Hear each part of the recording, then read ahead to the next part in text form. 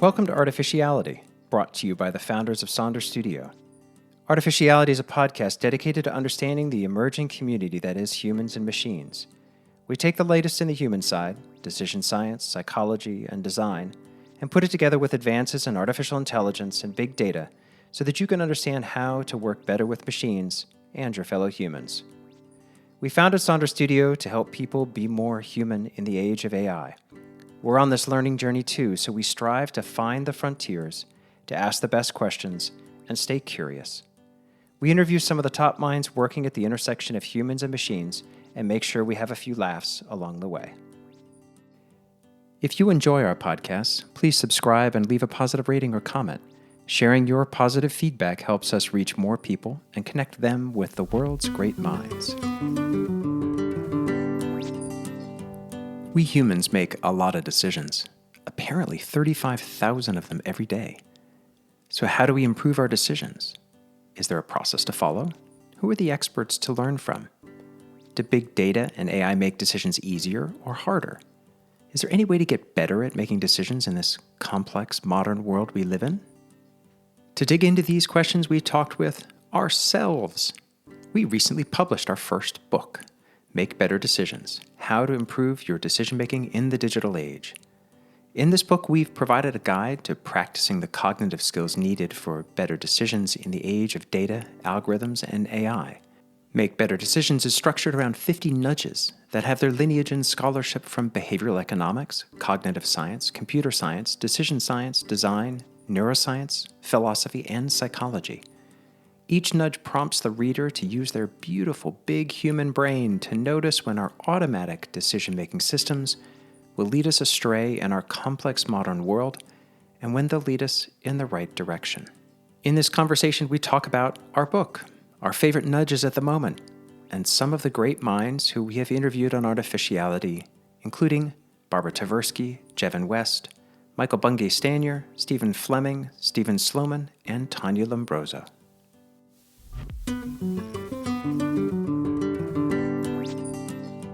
All right, Helen, thank you for joining me on the podcast. Well, I'm here all the time. I'm excited to talk with you about our new book, Make Better Decisions: How to Improve Your Decision-Making in the Digital Age.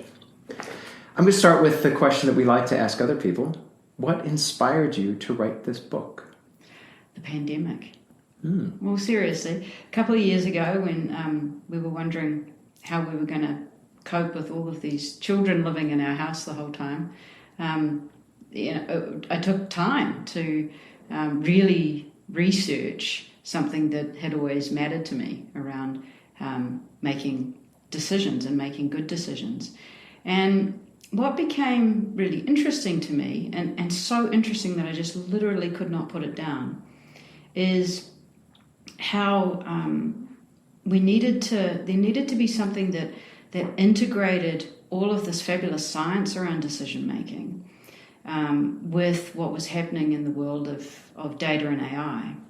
Because we've almost got these two worlds colliding right now. On one side, you've got the science of humans, neuroscience and cognitive science and decision science, saying that we're kind of broken and biased and all of that side of things. But we're really good at explaining things, and we're really good at pattern recognition, and we're really good at taking risks and taking leaps and having insight. And then on the other side, you've got data and machines and machine learning and AI that lacks transparency but can have incredible predictive power. And this tension just became sort of an obsession. And what Make Better Decisions is really about is how to put those two things together. And when you put those two things together, what you find is there's no such thing as a process. You can't just walk down a process in a linear way, checking things off, because that world doesn't exist. You've got humans with agency, and you've got machines with agency, and you've got complexity in the world that is just that makes decision making much more challenging. And so it occurred to me that what we really needed was to think about this as a practice. And that's where the book came from, was how do we put this together in a way that people can start practicing things and over time start making better decisions. I like how you bring up the sort of the conflicting forces, or perhaps conflicting new knowledge in human intelligence and in data and AI. One of the things that comes up in the book is that data, big data in particular, makes decision-making harder. You think it's going to make it easier, but it actually makes it harder. Talk a bit about why. Well, there's a couple of different reasons why. There's sort of the obvious, which is that there's this immense sort of scale and lack of transparency and opacity in the way that data and what that data actually is. And so that makes it tricky. It makes it hard to audit databases in the same kind of way, if indeed it's a database, real-time data feeds. The kinds of data that we're using are often collected subconsciously or outside of our conscious awareness, mouse clicks or eye tracking. So we don't really know what those are, as they're used as proxies for emotional state or behavior. And a lot of people don't necessarily touch that kind of data, but it is happening all the time. It's happening whenever we're online. It's harder with big data to make decisions because it's not always obvious when we're sort of subject to automation bias, where we're not really even consciously aware that we are making a decision. Or sometimes we feel completely flooded with decisions and get very tired of making them. So I think there's that component. There's also the sort of more, I guess, scientific, how would you put it, sort of an existential problem of what do you even really know is true? Epistemic is really the word I'm looking for, I guess, is with so much data and such a deluge of data at us all the time, work particularly, how can you actually know anything is true or real? Because you're always waiting for that next data feed or that next update. So I think for people that are trained and schooled in this, it's not as overwhelming, but I think that for a lot of us, it's really quite an overwhelming, almost anti-human position to be in. And I think that makes that we see that, right? We see that a lot when we talk to people, and they're actually intimidated by how much data there is. And I think that intimidation is alienating, sort of makes them feel like they don't belong in this data-driven culture. And that's just simply not true. If you can read a chart, you're in the data-driven culture. It's just a matter of using the same skills that we've always used, but you have to just be so much sharper with them. Reading charts, thinking critically, sure, but then there's the next layer, which is understanding your own reasoning process and having a better sense of the state of your own knowledge. Jill Lepore, on her terrific podcast, The Last Archive, a couple of years ago, we took a quote from her and used in the book that data's only readable by machines now. So in some ways, there's some real truth to the fact that only machines know the truth. It makes it hard. So throughout the book, references to a group of people called the Great Minds. How did you find them? How did you select them? How did you think about who to include in that particular group of people to inform this book? Because the book is not just ideas that we came up with. Actually, they're almost exclusively ideas that we gathered and connected and linked among other people's academic works or practices. How did that start? The ultimate serendipitous, peripatetic curiosity wandering. I mean, there's some obvious ones. I mean, Danny Kahneman has to be in there. I mean, say no more. But most people that we found from great minds there, we sort of, you and I found them basically by reading and talking to other people and being referred in and being in, knowing people who had something interesting to say about this, whether they're academics who have studied things their entire career, like Steve Sloman, or whether MBS, Michael Bungay-Stanier, who I originally read his book when I was going through cancer treatment, and then we both happened to sit across from him just randomly at dinner in Portugal. Yeah. And strike up a great friendship. So I think one of the things that I'm really proud of about Make Better Decisions is it is very broad, and we've tried to capture sort of key thinking and decision making from the scientific side, as well as being able to pull in the people who are really leading the charge about what it means to tackle data in a very real sense. You know, the conversation that we had with Jevin West, from University of Washington, I found him and Carl through, I think, Twitter, probably.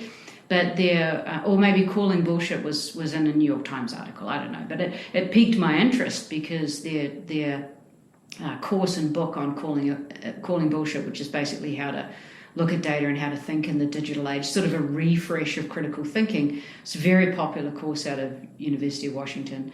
I did the online course and laughed and learned a lot. And, I use their work a lot. I think about it a lot. And when we talked to Jevin, one of the things that sort of really came up is, we're not imagining this. This is hard. And he said something along the lines of, correlation doesn't imply causation, and that's drilled into people over and over again.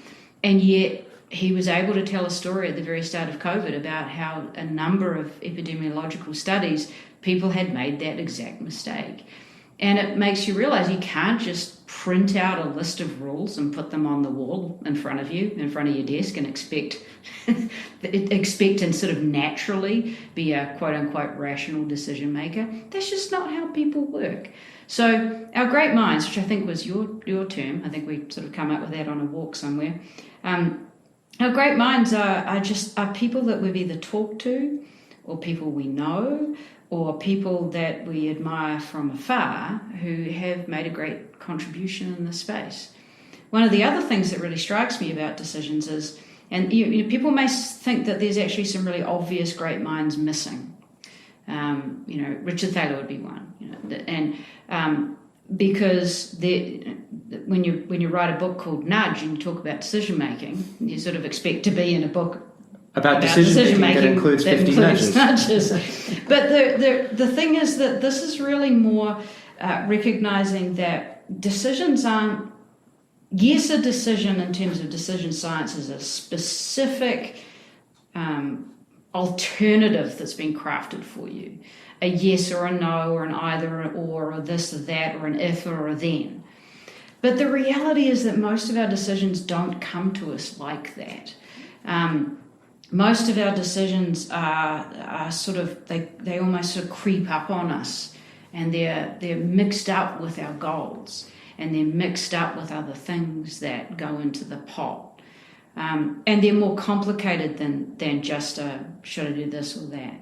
So there's a bit of this or that in this book, but a lot of it's really about refining your judgment and recognizing that our judgment is part emotional, part rational, sort of depends on our mood, even depends on the weather, crazy stuff like that, and sort of, I don't know, relaxing or embracing that aspect of being human, because that's got a bad rap recently, but the reality is it's also where our creativity comes from.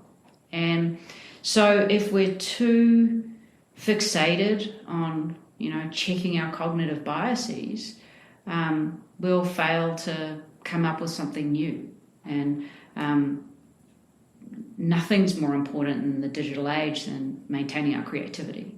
I think it's a very fair comment that there's plenty of people who could have been included, right? This wasn't intended to be a book that included everyone who's ever said anything interesting and meaningful and helpful in the world of decisions. We humans make so many decisions, it would be impossible, I think, to talk about everyone who's said something interesting and important.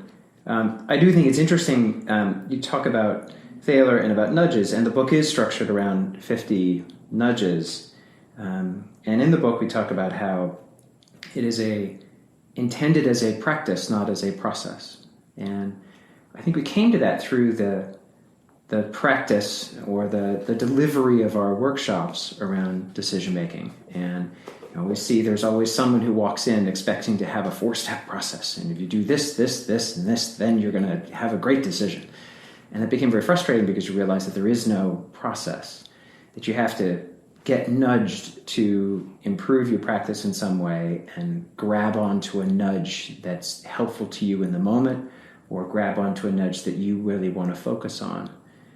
And I'm curious, what would you pull out as a nudge that is you're thinking about now? I'll go to the two great minds that probably opened my thinking the most in this process of discovery. Tania Lombroso from Princeton and Steve Fleming from University College London. And I had never heard of the word metacognition until Steve wrote a book about metacognition. And it was like, oh my goodness, someone's put a word on something that I've been wondering about. How do we really know the state of our own knowledge? And Tania's work on the role of explanations. And it sounds so obvious, right? Because we explain things all the time. We explain them to ourselves, we explain them to our kids, we explain all the time. But I hadn't realized how important explanations were and how an explanation is generative, how it changes our thinking. For example, you think about what it's like when you, that old adage of, well, put something in your own words. And if you go into a lecture and you don't really understand what the lecturer said, you'll just say back what that lecturer said. But if you understand it, you'll say something different. You'll explain it in your own words. And so the nudges that change things probably the most for me in terms of my own personal approach to decision making is around engaging your metacognition and being much more thoughtful about the state of your own knowledge and learning ways to check, to really be conscious of when you're out over your skis, and being conscious of when you're out over your own skis, what does that feel like? What are the consequences going to be? What's the relative benefit of doing that too? Because sometimes that can actually be, other people go, oh yeah, I'm with you. And then you're the classic consultant, you're 24 hours ahead. And but in Tania's work on presuppositions, I think we've got a nudge in there around being aware of the presuppositions that run in your own head when you hear someone else's explanation. That is one of the most advanced nudges in the book, in my opinion, because it takes a lot of practice to slow your own thinking down and not just listen to someone, but listen to yourself at the same time. But you can get so much value out of having that almost dual thought process running in your mind. Like you explained to me, why we're not going to go hiking this weekend because there's just too much to do. And I'm sitting there, back in the old days would have been really sort of like resisting that. This is very hypothetical. Resisting that thought. But now I'm much more aware of why I'm thinking what I'm thinking and why I'm thinking you're thinking that too. And that all sounds very sort of recursive and circular, but it's in all of the spaces in between of those threads that you actually suddenly have this sort of sense of what's really going on. And I think it's almost like, I don't know, it's kind of like meta listening. You end up listening to the listening. And those two people, I think, have made an enormous contribution to the science of decision making, but really kind of indirectly. So I'm really proud they're in the book. I'll give you two that have been on top of my mind recently. One is Wallow from MBS, and that came up because one of our children approached us with a very challenging problem recently, and it was a problem where there's sort of an instinct to do something, take action, and that's sort of what people would encourage, is to go do that and take care of this, stand up, declare it. Yeah, it felt like something where instant action was. You need a solution. Need a solution, and I brought up wallow, which is to wallow in the problem, and to stay in the problem as long as possible, because at some point the solution will become clear, and frequently the solution will be something you wouldn't have thought of initially. But when you do get to it, it feels so much more conclusive that is the solution, because you spent so much time truly understanding the problem.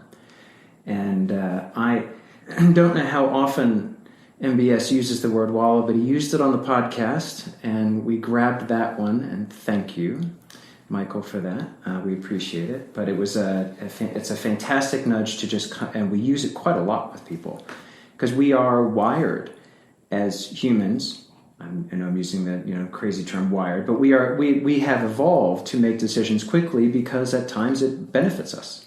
Quick, make a decision. Yes, that is a threat. Run away.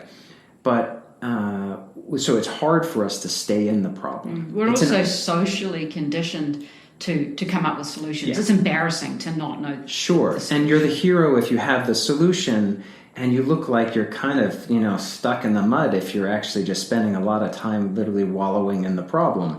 And that doesn't feel good, and it doesn't feel comfortable to be in the problem. It feels good to have come up with a solution and to take action. That emotional positivity associated with coming up with a solution is so strong. But holding yourself back allows you to truly understand the problem. And then the solution becomes so much clearer, and you can be much more... approach the solution with so much more conviction. The second nudge that's been on my mind recently is actually one that I want to get back into practicing, because I've gotten out of it, which is sketching. And this came from Barbara Tversky, and it's a wonderful part of figuring out the problem and identifying a possible solution, thinking about what a decision might feel like. I can use sketching to imagine, the future after a decision. I can use it to truly understand the factors that are going into it. But the act of actually putting your mind into the world, which is part of Barbara's, theory in her book Mind in Motion, that we don't just think in our minds, we actually put our minds into the world, because our mind gets full of so much stuff. And for me, as a classic extrovert, where I'm not sure what I'm really thinking until I say it, one way to actually put it out there as an extrovert is to draw it. Even though I'm a terrible sketcher, my sketching will never hang in a museum ever. That act is actually quite powerful and helps provide clarity. I think it's interesting that all four of the nudges and the people we referenced have been previous guests on Artificiality. So for those who are interested in digging back to them, who we've talked about is Michael Bungay-Stanier, and Stephen Sloman, and Tanya Lombroso, and Barbara Tversky. And Steve Fleming. And I think almost got those in order in terms of the people when they've been on the podcast. But encourage people to go back and listen to those. There's actually quite a lot of gems that are in those podcasts that informed a lot of the ideas in this book. Well, our discussion with Barbara Tversky was one of the most delightful conversations I think I've ever had, and the way that she has brought to our attention in her book Mind in Motion just how much of our reasoning is spatial. Where we are, our dominant thinking, I guess, right now is that language is the thing that sort of shapes our thinking. But the stories around the spatial reasoning and the understanding of spatial reasoning are just terrific. They're just fantastic and so interesting. So interesting just how much of our reasoning spatially is, we can see it in our everyday experience. We can see it in other people. We can see it in animals, and that her book is fantastic. And she was a delight to talk to. So I really enjoyed that. I agree with you on sketching. I think the other thing that I've learned about sketching is that it's something that you can use in a team to find the differences in people's understanding of a situation. Now, you get people to sketch what they believe is going on and to create, like you could sketch pick something random, an organization that's not functioning properly, and get people to sketch what they think the nodes and connections are for either decision making or just the way things get done. And every single person will draw a different diagram. And that is so revealing and so powerful to use such a simple tool. And especially now when how many digital tools we use, it's so wonderful to pick up something that's been around for 11,000 years and realize that it actually still rocks. A pencil and a piece of paper. It's pretty powerful. It's pretty powerful, and we do miss that. I think we do miss that aspect of sort of all being together in the same in-person workspace. But the digital tools certainly help, and that's one of the things that I took from Barbara. Is I think she's thinking that technology. We haven't even started to scratch the surface of what new AI tools and other digital tools are going to do to help us think better when they're designed for our spatial reasoning, not just for our language reasoning. That's why we all love Miro and Figma. Like any of these tools, they can kind of bloat and be misused, but gosh, they're helpful. They really are, and that's because they do play to our spatial reasoning. So I love those nudges from her. Another one that I really love, which I found completely randomly from listening to Sam Harris's meditation app discussions with Jonas Kaplan, is one that comes from poker, which is plug the leaks. And something that poker players do where every single decision is part of a bigger pattern. So no decision's too small. So you just plug the leaks. And we use that all the time because it's how you actually it's how you change bad habits. You just make them, you give yourself a faster feedback cycle on sort of on where things are just bad habits. Do you really, and Steve Fleming talked about similar things with pre-commitment. We had that wonderful conversation about don't have potato chips in the house if you don't want to eat them. But those are sort of, the few one street back type of, I would never have found Jonas if I hadn't been wandering through a meditation app. What about you? What else is there? So the other ones that are grabbing me at the moment, I really like Who Are the Humans and the Data? From that was inspired by Jevon West. I find it to be a consistently helpful nudge when you're trying to make a decision out of data. So easy to just look at data and say, well, this is what it is, and these are where the numbers are, and this is what we think you should be doing, and then to stop and ask who are the humans in the data, to understand where the data comes from, to understand what humans might be missing from the data, to understand how you could look at the data differently because they're actual people. There is just to stop and think about what that actually means, to understand what gaps there might be in the data, because you're thinking about customer purchases over a period of time, and you're missing something that is, based on seasonality of people's lives. So there's all kinds of ways that by thinking about data as human, because the vast majority of data that is generated is actually generated by humans in some way or form. Is to think about them. The other one is that I've always loved is List What You Have to Believe, to think about ahead, what would you have to believe to make the opposite decision?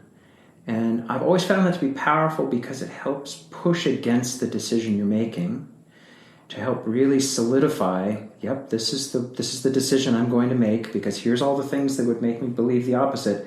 But it also helps you stay constantly questioning and when you have to reevaluate it. So if I really think this is the right decision, well, I remember saying that if X, Y, and Z happened, I'd have to do something different. I'm now seeing X happen, so what about Y and Z? So now I have to stop and go back and reassess, and maybe I have to think about changing my decision. Yeah, I think that one is a great one for, it's the best way of dealing with kind of confirmation bias, I think, and being able to have thought in advance of what would help you change your mind. Because I think it was Kahneman who says that once you believe, it's very hard to unbelieve, basically. Yes. And so you have to sort of almost precede those unbelieving statements, if you like. Yeah, and that comes from Philip Tetlock and Dan Gardner, who sprinkled throughout the book. Oh, total gurus, no question. And speaking of Kahneman, I'd be completely remiss if I didn't bring up delay intuition, which we use quite a lot because it is just so foundational. It is. If there's one nudge, it would be that. That would be that one. Human intuition is powerful. It's fast. It's cognitively cheap. In comparison to and it's deep mostly analysis. good enough. And it's mostly good enough, and so it's really easy to rely on it. And as Kahneman says, once you've formed an intuition, it's nearly impossible to change it. But it comes from experience, yeah. which comes from the past world and a stable world.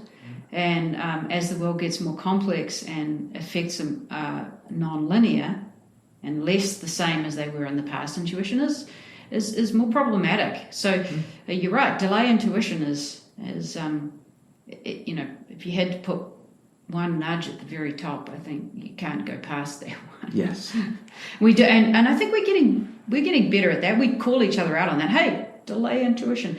Another one that I think has become such a go-to for us has been be less wrong.